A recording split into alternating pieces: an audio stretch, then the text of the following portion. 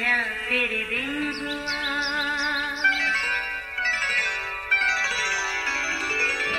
नया फिर दिन हुआ, पुरानी रात का करे सो शुक्र हम खुदा की जात का, खुदा की जात का नया फिर दिन हुआ।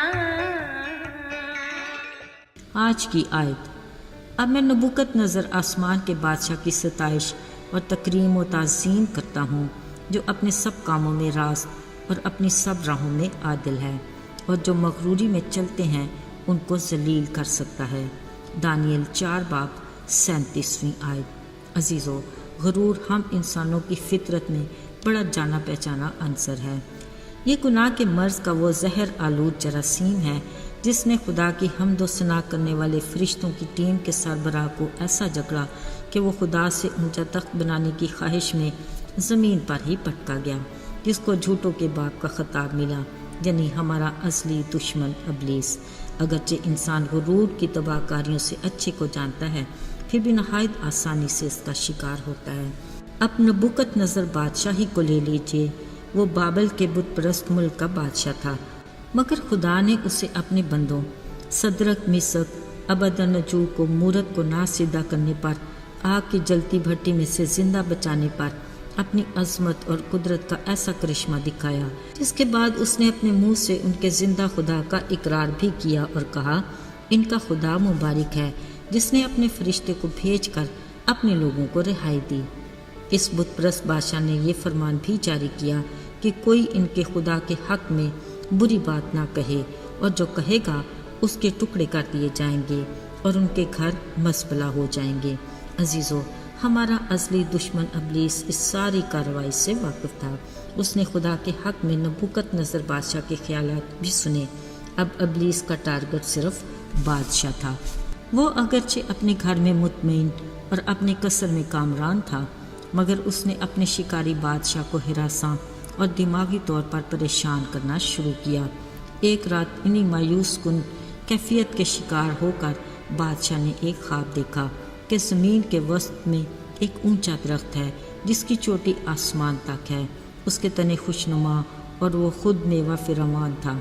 मैदान के चरिंदे उसके साया में और हवा के परिंदे उसकी शाखों पर बसेरा कर रहे थे, और तमाम बशर उससे परवरिश पा रहा था कि अचानक एक निगहबान आसमान से उतरा और पुकार कर कहा, दरख्त को काट दो, शाखों को तराश दो, तमाम चरिंदे चले जाएं और परिंदे उड़ जाएं, फ़कत जड़ों का कुंदा लोहे और तांबे से बंधा बाकी ज़मीन में रहे। ये मैदान की हरी घास में आसमान की शबनम से तर हैवानों के साथ रहेगा। इसका दिल इंसान का नहीं हैवान का होगा, और ये 7 दौर तक इसी हालत में रहेगा। ये सब इसलिए है कि हर जी हयात पहचान लें कि हक ताला आदमियों की ममलिकत में हुक्मरानी करता है और जिसको चाहता है उसे देता है। अजीज़ों, ये अजीब ख्वाब नबूकत-नज़र के लिए नहायत परेशानी का बायस बना। जब उसने अपना ये ख्वाब दानियल नबी को बताया तो वो खुद भी एक साथ तक सरासीमा रहा। फिर भी उसने बादशाह को तसल्ली दी और कहा, आए बादशाह, ये बड़ा और मजबूत दरख्त तो खुद है। तेरी बुजुर्गी आसमान तक पहुंची और तेरी सल्तनत ज़मीन की इंतहा तक, और अपने ख्वाब के मुताबिक तू बैल की तरह घास खाएगा और आसमान की शबनम से तर होगा, और इसी हालत में तुझ पर 7 दौर गुजर जाएंगे, मगर तेरी जड़ों का कुंदा ज़मीन में रहेगा। मतलब खुदा तुझे उस वक्त दोबारा बहाल करेगा जब तू जान जाएगा कि हक ताला इंसानों की ममलिकत में हुक्मरानी करता है और जिसे चाहता है उसे देता है। दानियल नबी ने यह भी सलाह दी कि तू अपनी खताओं को सदाकत से और अपनी बदकिरदारी को मस्कीनों पर रहम करने से दूर रख, मुमकिन है तुझे इत्मीनान हासिल हो। अजीज़ों, बादशाह के इस ख्वाब को 1 साल तो गुजर गया।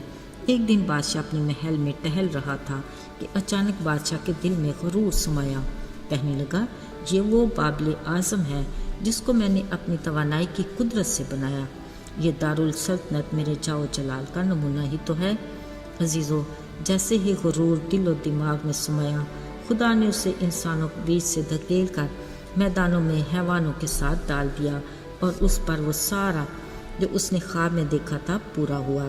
کلام مقدس کے مطابق 7 دور گزرنے کے بعد اس نے آسمان کی طرف نگاہ کی، اپنی خطاؤں بدکاریوں کو مان کر خدا تعالیٰ کا شکر ادا کیا اور حمد و ثنا کی، اور خدا نے اسے آسمان سے نگاہ کر کے اس کی سنی اور اسے اس کی سلطنت میں پھر بحال کیا۔ اس نے اس بات کا اقرار کیا کہ آسمان کا خدا اپنے سب کاموں میں راست اور اپنی سب راہوں میں عادل ہے، اور جو مغروری میں چلتے ہیں ان کو ذلیل بھی کر سکتا ہے۔ عزیزو، بائبل مقدس کا سچا اور سبق آموز واقعہ غرور کے ایک جراثیم نے اتنی بڑی سلطنت کے عظیم بادشاہ کو ایک پل میں انسان سے حیوان بنا دیا۔ اس سے ہمیں یہ بات اچھے سے جان لینی چاہیے کہ خدا کو غرور کرنے والے سے نفرت ہی نہیں بلکہ کرائیت ہے، اتنی کہ وہ خود مغرور کے مقابلے میں کھڑا ہو جاتا ہے۔ ذرا سوچئے، زندہ خدا کے ہاتھ میں پڑنا کس قدر ہولناک بات ہے۔ عزیزو، گھبرائیے نہیں، آئیے کلام کے آئینے میں خود کو پرکھیں اور اس کی رہنمائی میں اپنی اصلاح کریں۔ دھیان رہے، اگر ذرا سی بھی ہماری آنکھیں اپنی جگہ سے اوپر ہمارے ماتھے پر دکھائی دیں تو ہم اسی لمحے خدا سے التجا کریں کہ ہمارے غرور کے بت کو اپنے نام کی قدرت سے توڑ اور ہمیں حلیم اور خاکسار بنا، تاکہ ہم تیرے منصور نظر ٹھہریں۔ آئیے دعا کریں۔ اے خدا، ہم دل کی گہرائیوں سے شکر گزار ہیں کہ تجھ جیسا خدا ہمارا شفیق باپ ہے، جو اپنے بچوں کی غلطیوں کو درگزر کرتا اور خطاؤں کو معاف کرتا ہے۔ اے خدا، ہمیں ہر طرح کے غرور اور تکبر سے بچا، تاکہ ہم تیرے غضب کے زیر عتاب نہ ہوں بلکہ تیرے پروں کے سائے میں محفوظ رہیں۔ ہماری مدد فرما، اور ہمیں ہر پل تیری ہی ضرورت ہے۔ یسوع کے بابرکت اور مبارک نام میں مانگتے ہیں، آمین۔